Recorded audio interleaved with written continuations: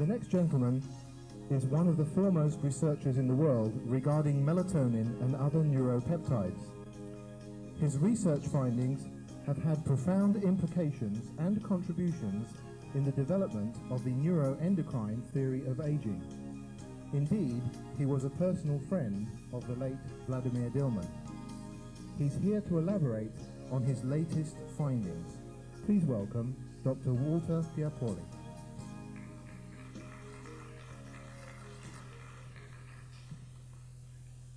First of all, I would like to thank with full heart the Dr. Phil Mickens and Ward Dean, who very kindly invited me. Especially, I was very much impressed by the efficiency of the organization, by the gentlemanship, by the kindness, and by their view of their organization, what they are going to do, what they are going to achieve. This is not common because I've been in touch with many anti-aging organizations, and for some reason or other I was not a little disappointed by, not by the beginning, by the continuation of those organizations, for a reason or another. I thought I would have half an hour for discussion, because I like very much discussion and challenging questions. But apparently it has been postponed tomorrow, the discussion, the general discussion. So for me to make a chronological history of the story leading to the so-called discovery, allow me to use this silly word, but I mean to observation that aging is a neuroendocrine program event, is very difficult, but I think one should go through very quickly along the pathway which led to this stage where we are, because at this point we are really close, and I am already applying this principle to patients, because I am MD, I'm a doctor, and after all I spent 35 years with mice only to understand how we function, to try to interpret the basic mechanism, how we function. And it was an incredibly complicated, long path. So when you are fed up of listening to me, you just throw something, because in fact 1 hour is very long. I will not talk for 1 hour. But I hope I will be able to condense and to let you appreciate some of the basic principles of the story. You can read here just the logo of my institute, what it is, the name and so on. A very famous French scientist who was determinant for allowing me to be in science and to remain free without being phagocytized by those organizations which conduct research. So I was able, so to say, to be for a long time freelance scientist.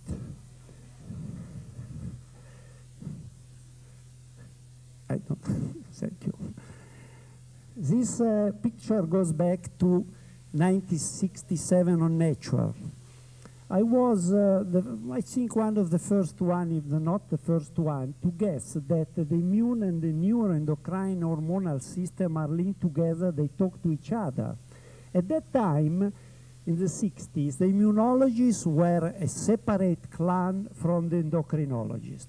The body was packed with lymphocytes, and that was the immune system, and there was a very clear hormonal regulation with hypothesis, feedback, everything was well known. Neuropeptide didn't exist, lymphokine, monokine didn't exist, so the two systems didn't talk to each other. I was, I believe, the first one. This is a paper on Nature in '67 showing these are what I thought is that if there is a link between the neuroendocrine and the immune system, what happens if we exert some manipulation in order to see if the two systems are connected. At that time, Jack Miller had discovered that the neonatal thymus plays a role not only in the establishment of immunological capacity. If you well remember, it was a very important event. Therefore, I was just thinking at that time that if the time was so important for the immune system, what happens if we remove the thymus in neonatal animal and look at the hypophysis? And this was the first evidence for a link between the neuroendocrine and the immune system. Because by removing the thymus in newborn mice and analyzing the hypophysis, I found these are acidophilic growth hormone producing cell in a newborn mice after a few days after birth. If you remove the thymus in this young animal, the neonatal thymectomy, you see this, I am not used to this system, excuse me. You see what? The granulation of cells producing growth hormone. It means that the removal of the thymus produces changes in the cell producing growth hormone. This was already showing that the system are linked together. And if you remove the thymus at time when the thymus is so important for the establishment of immunity, you will see consequences in the hormonal system. Basically in the mother gland, which was not the pineal, but it was and is the hypophysis. On the basis of this, I made another experiment. This is just historical, archaeological, as you want to call it. I produced antibodies against acidophilic cells in rabbits and injected this antiserum containing antibodies directed against the cells producing growth hormone into newborn mice, not newborn, young mice. And you could see that the anti-hypophysis serum is producing a disease preventing the animals from growing because the thymus didn't grow and the animal ranted. Ranted as when, as Jacques Miller had shown, you remove the thymus in newborn age. This is the beginning of neuroimmunomodulation. The neuroimmunomodulation is an international society which we established, which is now composed by thousands of scientists, which discuss the connection between the hormonal and the immunological system, which talk to each other. Now you know perfectly on lymphomonokine, neuropeptide. Now there is no distinction anymore between the neuroendocrine and the immune system. They are closely linked together. And from here emerged also, much later, 30 years later, the story of the aging clock. Because you will see progressively, quickly, the continuation of this story. In the course of the analysis of the link between the neuroendocrine and the immune system, I used many models. The important model was Snellback dwarf mice. Snellback dwarf mice are hypopituitary. They produce less growth hormone and thyroxine. With Nicola Fabris and other colleagues, we demonstrated, we published many papers at that time, showing that if you see the lower mouse is a dwarf mouse, you see this, has short face, and nose and short tail. If you inject this mouse for a few days with thyroxine and growth hormone, the mouse will be reconstituted, and at the thymus, which is atrophic, will grow to normal size together with the mouse. This was also another model which we used for a long time. Then we used many other models which I don't mention, like the thymic nude mouse. I worked many years with the thymic nude mouse, only to evaluate the connection between the hormonal, neuroendocrine, and the immune system. In a paper published in 1977, I demonstrated on, I don't remember, experimental, I don't remember the name of the journal, in 1977, that practically the two systems are closely linked and talk to each other at both cellular and molecular level. if you inject newborn mice with foreign cells, you will see a retardation of the neuroendocrine system, because the impact of antigenic challenge will break the development of the neuroendocrine system. So this was showing in a definite way that the systems are interrelated, interlocked, they talk to each other, and now then I pass to many other models to try to understand this riddle, what is basically the main element. At that time, of course, I was swinging in the so-called spider net, spider web. Excuse me the expression, but it represents very clearly what I mean. If I have been working for many years with all hormones, all kind of hormones, lymphomonocai, injecting, removing glands, and doing transplanting, because one of my other favorite field is transplantation biology, and I have a big project in Seattle, in the United States, at the Fred Hutchinson. So I was always worried about incompatibility and compatibility. So I try to become not a part of the spider web, not a fly, but to see where the web, the spider is sitting. Because when I hear about all these factor hormones which we may add, we may give to people, we may give to mice, I may say, all kind of hormones and substances, we should not forget that we are in the spider web. Whatever we touch will provoke some trembling of the web somewhere. And we are somewhere. We think we are in the web, but we don't know where we are. And this is terribly dangerous for a scientist, not to be aware that he may be somewhere in the corner of the web.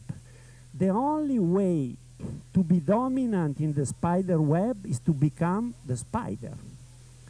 Then you will dominate the whole picture and understand what is going on. So the neuroendocrine system is the spider web. Where is the spider? In the hypophysis. It is in the pineal gland. You will see. In my view, it is in the pineal network. Because once we know where the spider is, we have found the solution. And then we will know really how to dominate the neuroendocrine system and to manipulate or do whatever we want.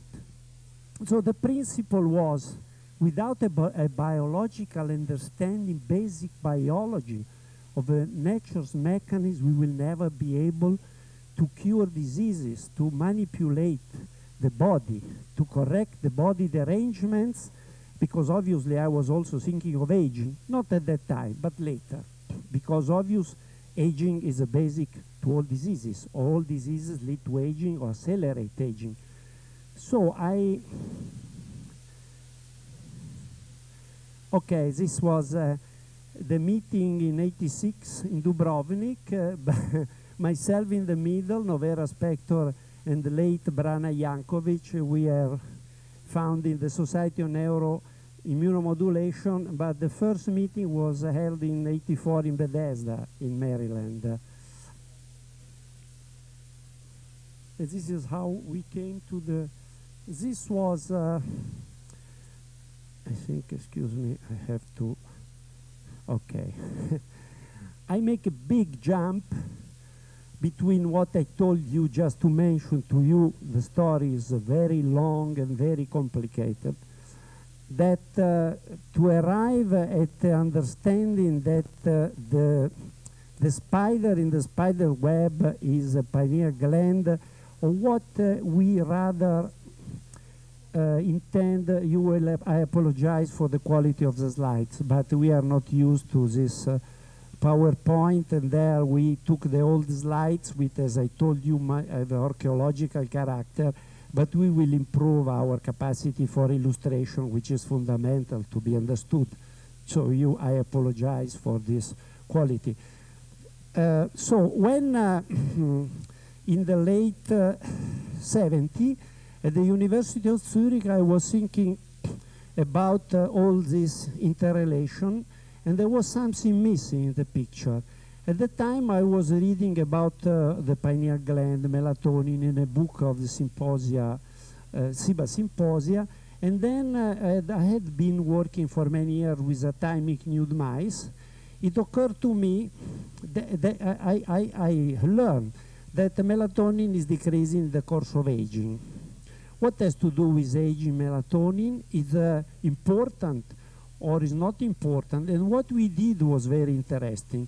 I put animals on a bench under a lamp and let them breed and mate under a lamp, under permanent light, and this published in a book of academic press in 1980, because I wanted to see if melatonin is important. If you put, because in the course of aging I read that melatonin is decreasing, the night peak of melatonin, and therefore it may be a signal for aging, some marker of aging.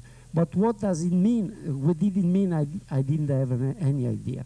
So I thought, okay, if the night peak of melatonin is so important for maintaining health, let us keep the mice under permanent light. And we kept the mice, but not just the same mice. We kept male and female mating always under the light.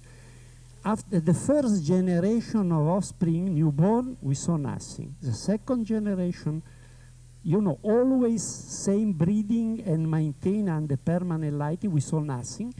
At the third generation, very little. At the fourth generation, a disaster. Practically, the animal didn't grow anymore. The newborn, fourth generation newborn, the offspring, they had a disease similar to what I told you about mice when you extirpate the thymus, when you inject anti-hypophysis serum. You abrogate the connection between the neuroendocrine immune system in the course of ontogeny during development. And in fact, these mice had impaired immune function, atrophic thymus. It means this, and this was the beginning of the story, that if you abrogate cyclicity, day and night cyclicity, you kill your body, because we are born to be cyclic, okay? Why? Obvious. We humans, like all mammals, they develop in the planetary system, and they came out of the water, whatever happened. Anyhow, we are totally imprinted with cyclicity. It is not a question of level of this, of that. If we are not cyclic, we are going to age, we are going to die, we are going to develop diseases. From that observation, keeping mice for 4 generations, it took 4 generations, always under permanent light, to see something emerging. And I thought, obviously, to eradicate such a basic principle of life and death, on the aging and health, like circadian cyclicity, day and night cyclicity, take a long time, because it's a basic essence of life is cyclicity. It's not the amount of hormone we have, we carry, as this is just a conclusion. It is a cyclicity, maintenance of hormonal cyclicity. And this dramatically expressed now, as you will see, I mean, dramatic from my point of view, from the clinical trial we just published now with perimenopausal women, because there is no better expression of cyclicity than the menstrual cyclicity. So if menstrual cyclicity is finished, the reproductive tract of the woman is just dropping and finishing, and then the woman, okay, you will feel well, as Dr. Lee, Professor Lee has said, very elegantly, fighting against this silly establishment wanted to impose artificial molecules. I mean, if you are going to lose your cyclicity, you are going to age. It means that aging is a progressive loss of hormonal cyclicity. And this is a programmed event. So already René Descartes was a pioneer because he had a fantastic intuition in the 1640 49, he said that there is a tiny body in the brain which is a pineal gland. It must be the seat of the soul, because obviously it is a very interesting intuition. There must be something controlling our relationship to the external environment, to the world, keeping us going with thermoregulation, humidity, temperature, and you know, this all reactivity to the external environment is based on something which is inside our body. And it is obvious there must be some upper gland, upper organ in our body which has a task of keeping us constantly in harmony with the external environment. So he had this intuition, and he was right. He called it the seat of the soul, and he meant the pineal gland, and he was not really so wrong. And then I landed to the pineal gland, because when I saw in this animal the deterioration of the immune system, the impairment of growth kept under permanent light, the whole story at the late end of the 70s, we started with work evaluating whether the pineal gland, melatonin were involved with this kind of phenomena. And at that time, frankly talking, I was not thinking about aging. I was thinking about neuroendocrine immune relationship. So at that time, the pineal gland was not very popular, because there was not even a society as we have now, European Society, Pineal Society. Very few scientists was working with the pineal gland that was considered to be ancestral remnant of something which has no physiological meaning anymore. So can you imagine? So you see, what is my worry is that we lack basic biological knowledge. Without the knowledge, we will be like a fly in the spider web, swinging and moving and shaking ourselves somewhere in a corner. If we don't see the whole picture in a biological, physiological term, planetary, so to say, it is impossible to understand why we age. Because if we do not appreciate the environment in which we live, we will not be able to know anything about ourselves. Therefore, the pineal gland was an enigma, in fact. And then I started doing a lot of experiments of different kind. I skip over this, of course. And until 1985, when, of course, after a lot of work, I thought, well, let us see whether it was the beginning of the story of the discovery of aging clock, which is now leading to new molecules, to new incredible achievements, which will have terrific therapeutical applications. So at that time I was thinking, oh well, if the pineal gland produces melatonin, is declining during aging, the pineal is connected to the whole neuroendocrine system. When I talk about the pineal gland, actually, I'm not meaning only the pineal gland. I mean the pineal network, this upper organ producing melatonin and many neuropeptides, as Dillman and Isimov discovered. They are so important, these vehicles of the pineal function. I am meaning the connection between the pineal gland and the thymus, the thyroid, the suprachiasmatic nucleus, which is a real pacemaker in the hypothalamus for the conveying the impulses of light to the neuroendocrine system, is a big, interesting network. Of course, the pineal, as you will see, has a very important role in the, let us say, integration and regulation of all these pulses coming and going from the eyes, from the brain, from the glands, from everywhere. Because actually we are like monitors, and we are constantly integrating these impulses from the environment, constantly integrated. Every second this integration is taking place. If it is not taking place, it means we are going to age. Also from the immunological point of view. there is a very interesting concept, but we will talk about it next time. What is aging itself? Is a loss of self. If we lose the feeling of self, what we are, also in physical terms, we are going to age. Also immunologically, we develop autoimmune diseases. And this is all linked to the neuroendocrine system. They talk to each other. And this has led to another story, which I will tell you maybe in 2, 3, 4 years. So the pineal gland, and then I start thinking, okay, if the pineal gland is so important and the melatonin, let us see what happens if I take old mice and give melatonin. Of course, if you read the book, The Melatonin Miracle, which I wrote with Bill Rigelson, actually he asked me that we write a book. I didn't write a book, Carol Coleman wrote a book. It was a bestseller, but it is an American fairy tale, looks like, but in fact it's all true. It's only an incredible simplification of a very, very complicated story.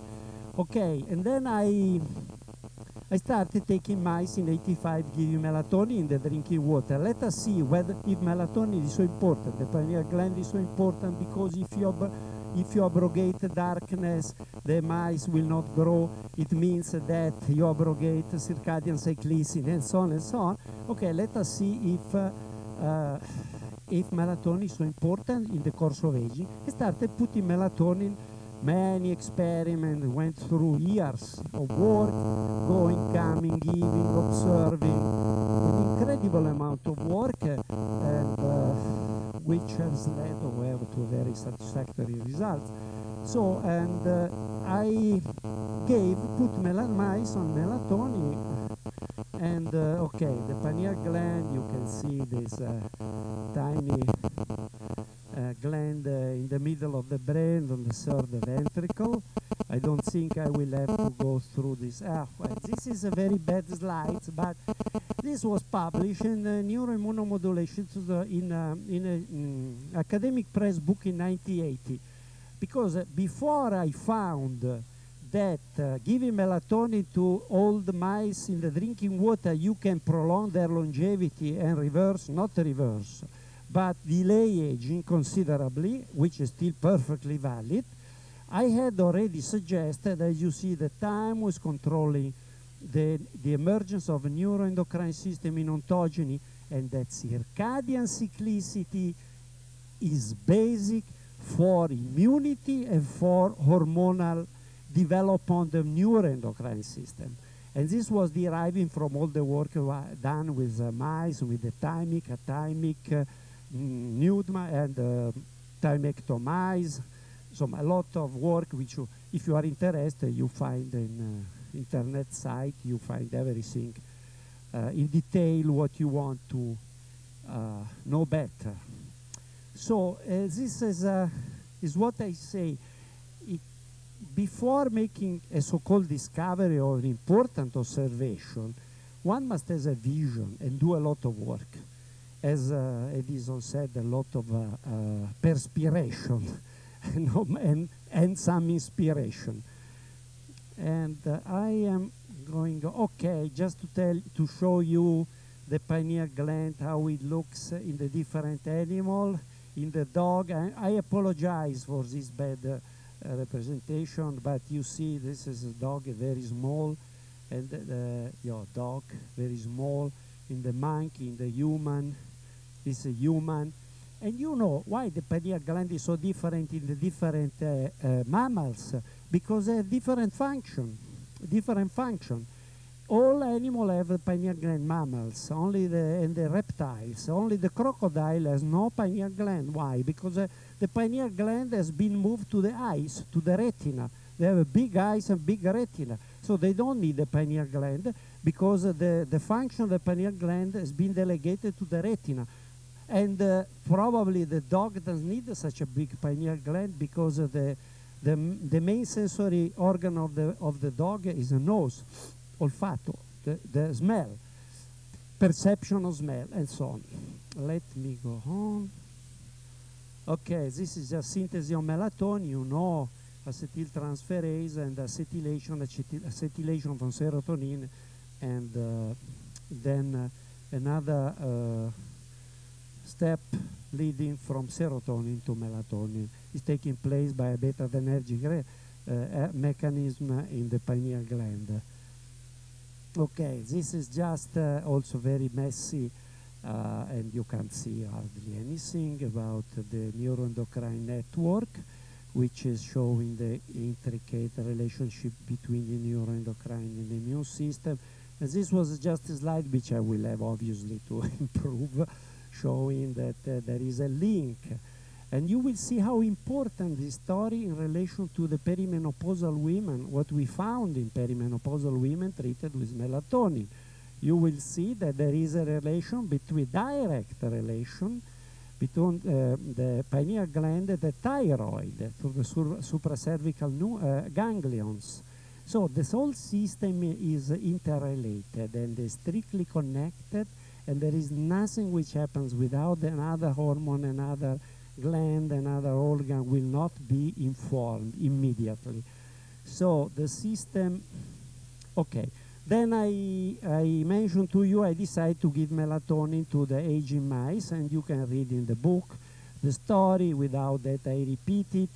And exogenous, and the models I used to demonstrate, to try to understand what has to do the pineal with aging, and at that time I was really interested with aging because I had read that the melatonin is declining with aging, and obviously the aging became a model to me. So experimental model was exogenous night melatonin. If melatonin is missing during the night, let us see what happens if we put melatonin in the drinking water. And then another model was pinealectomy, obviously. And pinealectomy is a very tricky operation. Actually, it's very difficult. We make operational pinealectomy in mice, which is difficult, one operation under the stereo microscope, because it's the most reliable. You are sure you will remove the pineal gland entirely. And you will see we'll have great surprise about pinealectomy. Because, I can already anticipate, if pineal gland is so important in the course of development for setting up the aging clock and for regulating the neuroendocrine system in ontogeny and later, and the decay of these connections is leading to aging, to biological aging, then obviously you cannot understand whether it is true or not by just taking some mice and removing the pineal. You have to remove the pineal from groups of mice in the course of their life, because the pineal has a different role in the course of life. It is a developmental gland, is a hormone maintaining device, so to say, and is a desk clock, is an aging and also a desk clock. And obviously it is too simplistic to say, oh, we remove the pineal and to see what happens. You see hardly anything. And the third model, which was really the breakthrough in the story of the aging clock, was a pineal transplantation, young to old and old to young, which we can do because the mice, as you know, are inbred and they would not reject. Time seems to be long, but this was the first experiment you can see in the book. When giving melatonin, I saw systematic evidence that melatonin had maintained largely the physical and the body condition of the animal from all point of view, because whatever you're going to measure is correct or maintained. It doesn't mean that melatonin will permanently postpone aging or reverse aging, but melatonin has a very specific purpose, which has nothing to do with what, in my view, one can read at a different story. We talk another time. So this was clear that there was an effect experiment where repeat still as a model. Unfortunately, not many laboratories did this work, also hardly anyone, and I guess why. But what can I do? I have to go on doing this kind of work. And of course, melatonin, different strain of mice. Especially I notice effect of melatonin are very pronounced during the so-called stable season, during summer and during winter. And there is a specific reason for it. But anyhow, melatonin can be taken uninterruptedly. You see, this was the age's postponing effect of melatonin, prolongation of life or postponement of aging. And also, the real breakthrough was not melatonin administration, but was really the cross-transplantation. Because the idea was, is melatonin responsible for what we see? Or is rather there is something in the pineal gland which is producing these striking aging, postponing effects? It should have been the first experiment before we gave melatonin. But the surprise came because, in fact, this is just to show you a thyroid of an aging mouse. You see dilated, full of colloid follicles in the thyroid. Whether you give melatonin, you transplant a young pineal gland, you will see also this kind of thyroid. This is a normal thyroid with animal treated with melatonin or transplanted with a young pineal gland. This is an atrophic thymus of aging animal, as you saw in the morning that with the course of aging the thymus is reduced and atrophic. And this is one lobe that was two lobes, you see, reconstituted.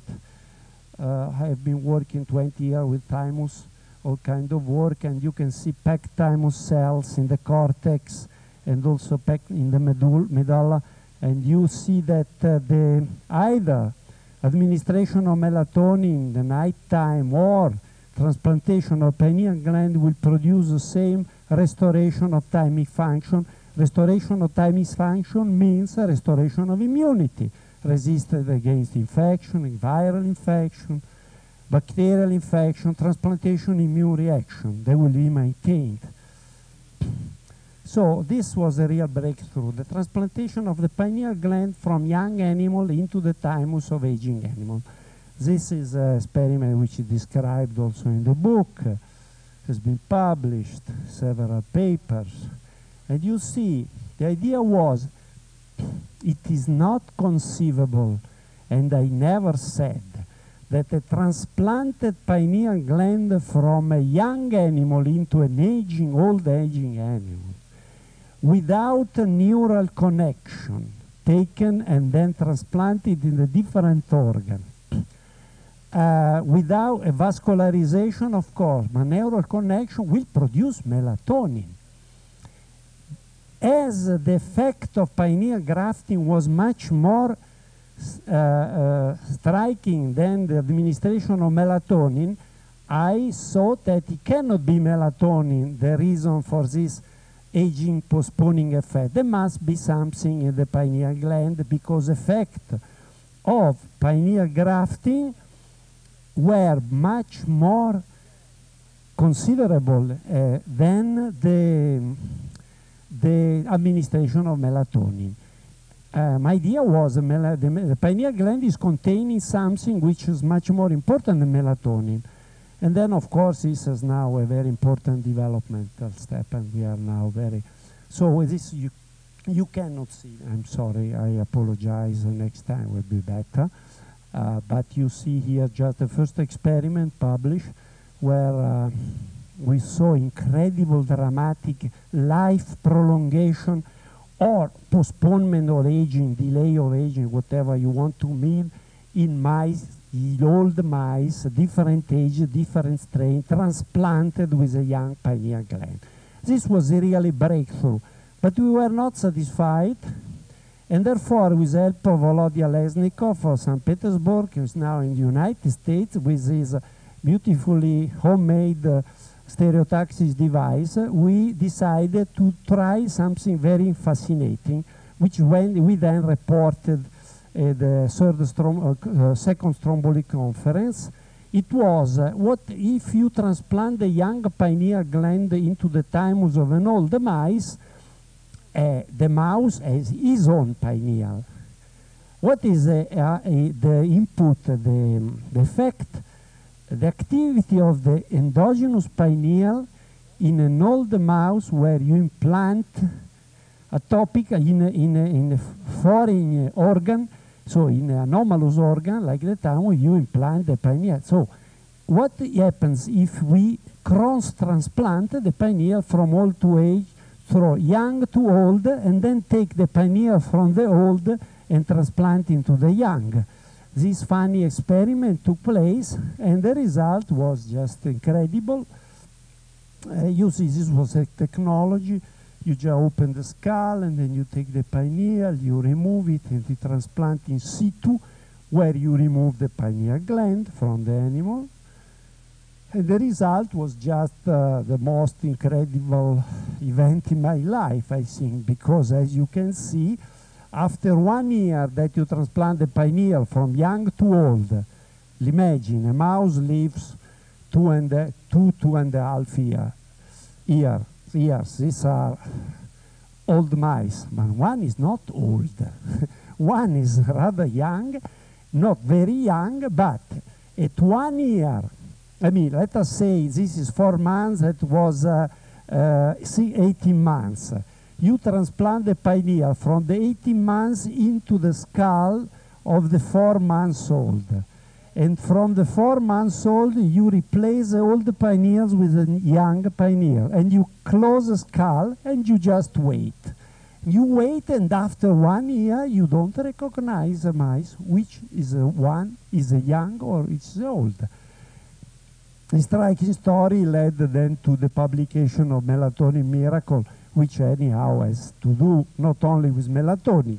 It means that, and now I can prove it in even better, that the pineal gland programs aging, programs growth, programs fertility, and then is also responsible as a coordinator of neuroendocrine function, and therefore it has a tremendous impact on the program, on the neuroendocrine hormonal program of aging, of use, of aging, of fertility, or whatever, and you will see.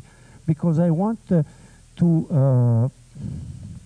yes, you could see here on the left, anticipation of aging, on the middle of the control, on the right, postponement of aging produced by cross-transplantation. So prolongation, abbreviation of life, as you can call it, because this is terminology.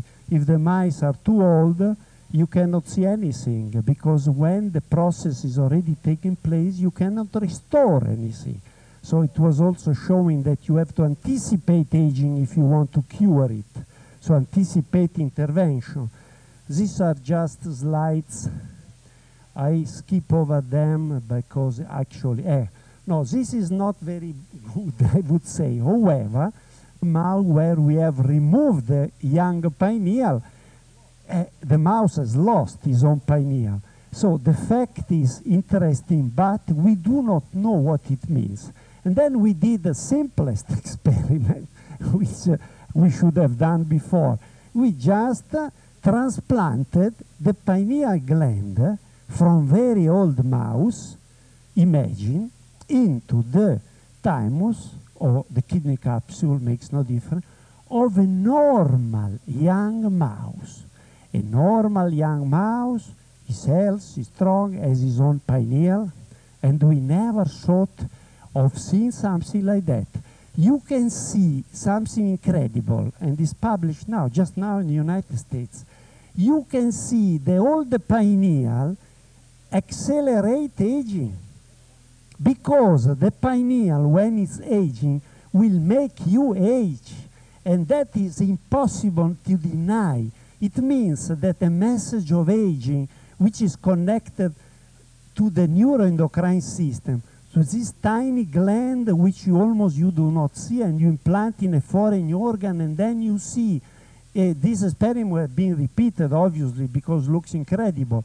It means there is a very precise aging clock in the neuroendocrine system located in the pineal network, which makes you grow, makes you fertile, makes you reproduce, makes you age, and makes you die. And it is so strong and genetically determined, and is so evident that you cannot avoid it. And this is a demonstration that aging is something dominant.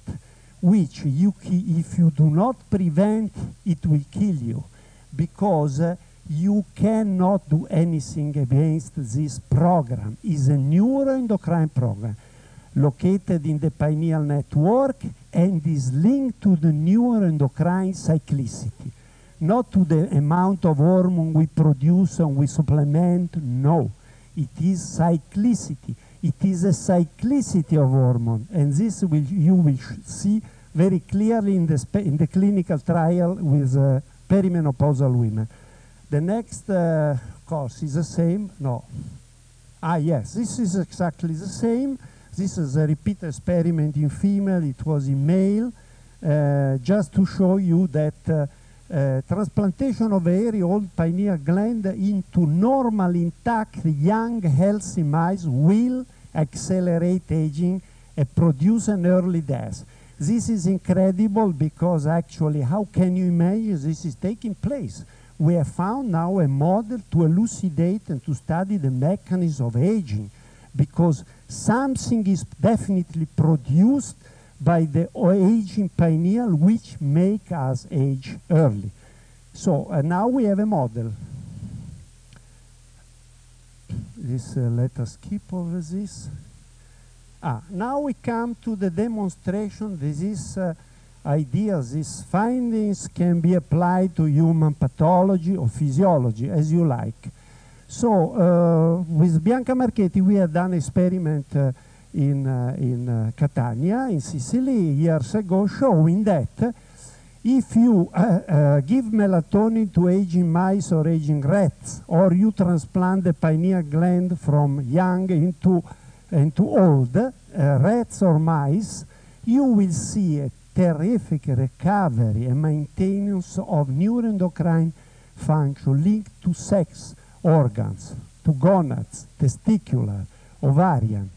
It meant that as I wanted to be sure about it, because I wanted to know how this is happening, Bianca Marchetti is a great pharmacologist, molecular pharmacologist, now is in Sardinia, and we made this work, and it came out what is a prelude to the story of the clinical trial with perimenopausal women. You can see that if you transplant, this is a definite demonstration of reversal of aging, not of stopping aging, delay. No, this is reversal of aging. A reversal of aging is in the brain, in the hypothalamic section. You can see here that if you transplant a pineal gland from young mice, rats into older rats, and you look at the testicular beta-adrenergic receptors in the testicle, obviously, you will see that in the course of aging you will have a decline. This is 22 months rat, 21, 22, 23, 24, 2 years, and so on. You will see you have a progressive decline of the beta-adrenergic receptor, which is fundamental, obviously, for hormonal synthesis. And you can see something which looks impossible to believe, that in the course of the time, not only you have a maintaining, you have a restoration of the level of beta-adrenergic receptor at 1, 2, 3, 4 months and so on after pineal grafting.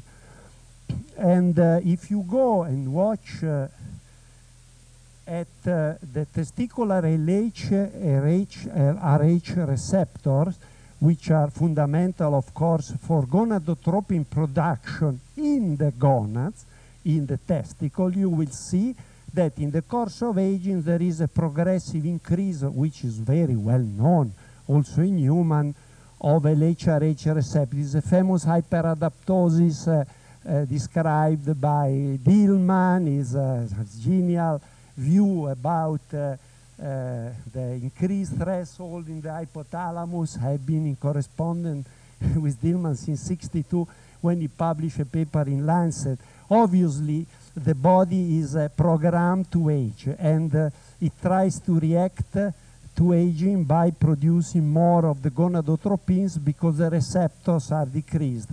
And what you can see here, so in the course of aging, testicular HRH receptor regulating gonadotropins are increasing.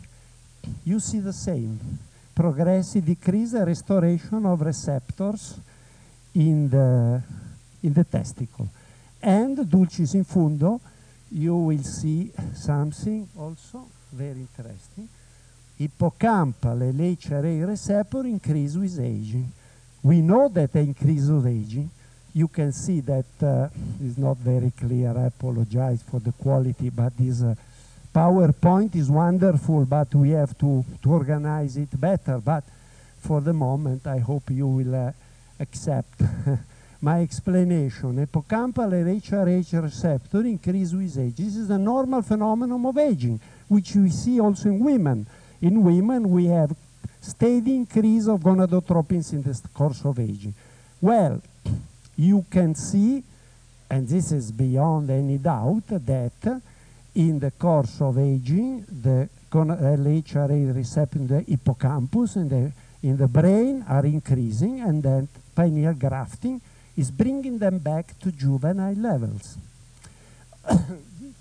Was anticipating the periclinical trial with women.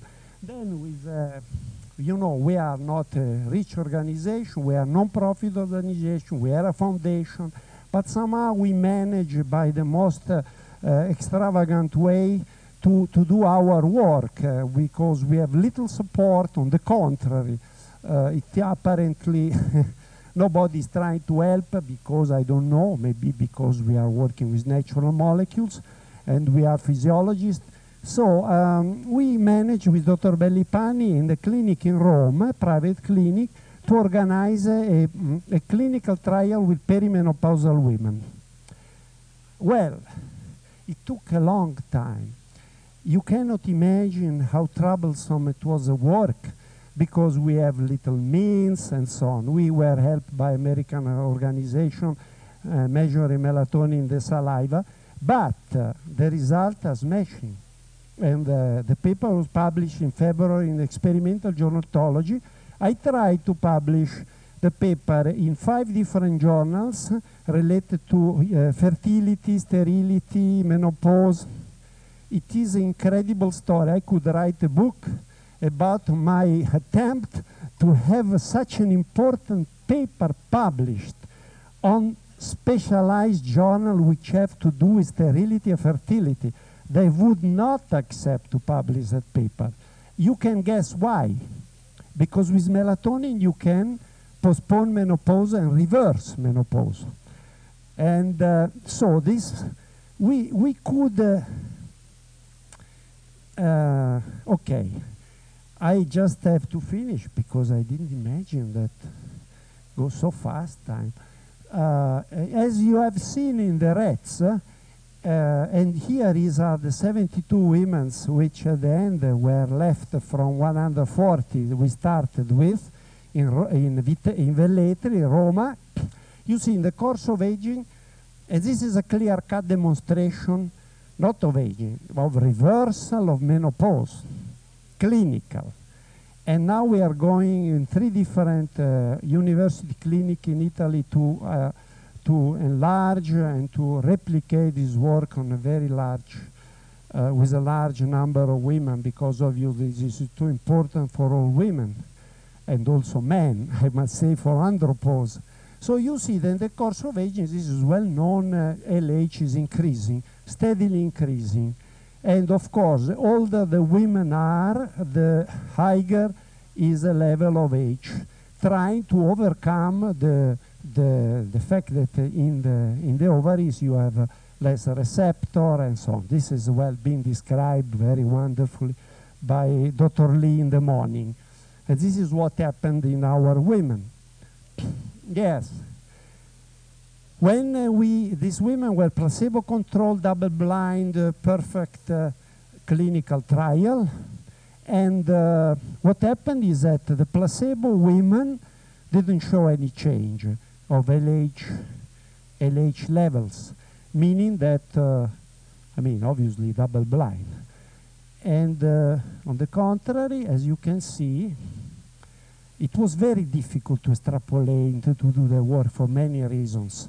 But you can see very clear there is a return of LH level to lower level by melatonin administration within 6 months, because we couldn't prolong the test with a placebo over 6 months. You can see clear-cut, significant return of LH to more juvenile level, showing a reacquisition of plasticity sensitivity of the gonads, probably to feedback regulation. I think Dilma would have been very happy to see things like that, because we were great friends and we believed to reversal of aging. He believed to reversal of aging.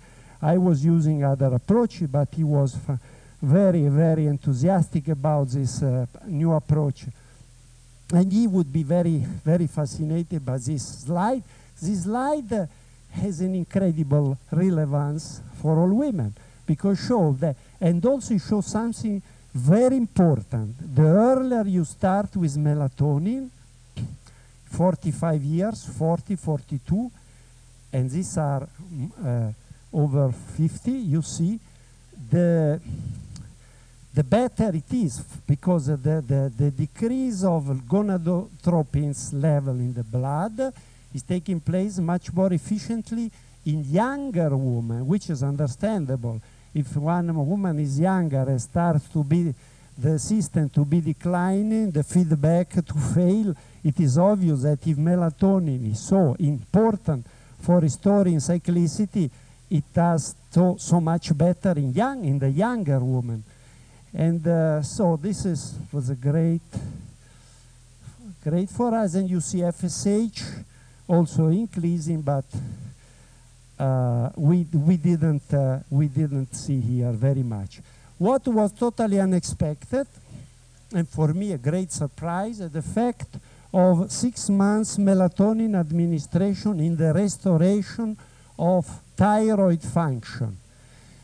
Actually, all women reported this disappearance of depression, and I think that most perimenopausal women, they have thyroid dysfunction, hypothyroidism, which is not recognized by laboratory tests. It's much better to measure during the menstrual cycle, cyclicity, if there is still menstrual cyclicity, the basal temperature in the morning, which is much more precise than TSH, T3, T4 measurements, which show within certain limit which is not tolerated. I think is false, is wrong. Most perimenopausal women shown that melatonin, even most efficiently, even in women with low, I had forgotten to tell you that we made measurement of the melatonin in the saliva, all women before starting, and it was measured in the laboratory in the United States. So we had divided in women with low melatonin, high melatonin, medium level, night level, obviously, melatonin. And you can see the star, the asterisk, that practically in all category of women, T3 was restored significantly, which showed that these women were hypothyroid. And melatonin administration restores cyclicity. There was no effect on TSH. Why? Because melatonin is responsible for deionization of T4 to T3. This has been demonstrated. It doesn't go through TSH, through the regulatory factor in the hypophysis. So, and what is important to see, there is when we had high melatonin level in the placebo control, we found that there was also some small difference. We couldn't guess why. This tells you how important to have a placebo-controlled clinical study. And we saw that, and we found out why. Because the level of thyroid is changing during the seasons. You may not know that the level of thyroxine are lower in summer and higher in winter for thermoregulation, for simple reason, especially depends where you live. This is a natural environment south of Rome, temperate climate, Anyhow, it was not significant because this was highly significant. T3, T4 has nothing to do with TSH regulation. I suppose I finish. Okay, yeah, okay. This was just another kind of experiment recently published showing that mice developing tumors, spontaneous tumor, if you remove the pineal gland, they will not develop tumors. Because these mice have a hormonal derangement related to prolactin, which is a factor for promoting cancer. As you know, high prolactin, the famous C3H mice, if you remove the pineal, practically you don't see tumors. They will not develop tumors, showing you how important it is, the pineal gland, for neuroendocrine regulation. This is a very well-known model, and so on. Then I have the list of stories. I cannot talk about TRH. TRH is a millennium molecule, because it would take another talk to discuss about TRH next time. We now is in the clinical trial in France, because TRH is not melatonin. What is melatonin? I have to conclude. Therefore, I tell you in 2 words, was melatonin has no direct effect. Melatonin has nothing to do with the antioxidant, has nothing to do with the receptor. Melatonin mechanism is totally unknown. We do not know anything about melatonin. I personally suppose that melatonin has no chemical effect, but melatonin must have a buffer biophysical effect on the whole of the body. My idea is that melatonin, if you take melatonin in the evening before switching off the light, actually we have a wonderful melatonin with zinc. If you are interested to know, we are a non-profit organization. My colleague will give you instruction what we have produced with zinc or rotate. So when you take melatonin before switching off the light, you go to bed. Melatonin will protect your pineal, and the pineal will maintain neuroendocrine function. Melatonin by itself, you can take a kilogram, we will not, are not going to die, has no side effect. It just puts your pineal to rest during the night. And what is the pineal? Because the pineal, of course, through the beta-energic mechanism, will not produce melatonin if you flood the body with 3 milligrams of melatonin, which I suggest. Your pineal will go to rest, will not function, and will remain juvenile, and will produce the other neuropeptide, one of which we have identified already 12 years ago, which is unbelievable in its capacity to restore everything. So before proposing this wonderful neuropeptides to the people, we must make a very careful clinical evaluation. And what we are going to do, we are doing with a French company, because this is a molecule which will make of aging a very bad memory for all of us, I suppose. I suppose I finished. Okay, this is what I had. It was a summary of my, yes. Slow but constant on a turtle, which is emblem of my institute. This is myself in the place where I live. As you can see, nothing is gratis. You have to go through very painful, long experiment, which nobody is repeating, with mice. But I can anticipate you very quickly that I decided, I took a dramatic decision now, 1 year ago, and already 5 years ago. Now, without waiting for the permission from FDA or public organization, I am bringing my concept, my invention, what you want to call them, to the people. I am a medical doctor. I will not wait permission to say, oh yeah, melatonin will help you. Oh yes, I have formulated my kits, and now I am taking care of many patients, because the evidence for what I am claiming will come from the patient, from sick people. if they can recover their health, whatever it is. And this is what I am doing now, and I'm fully satisfied of this new, not this new activity, but a parallel activity. If you are interested with the story of TI melatonin, Dr. Caggiano can give you some leaflet to see what we have developed for our self-financing organization. Thank you very much for listening. Excuse me for the slides and for the hurry. But I hope that you grasp the concept that aging is totally something different that we saw before. Is a neuroendocrine program based on maintenance not of level of hormone but hormonal cyclicity. If we can keep the cyclicity by protecting the pineal gland and by identifying the molecule which are the vehicles for the effect you have seen, aging will be something totally different. Thank you very much.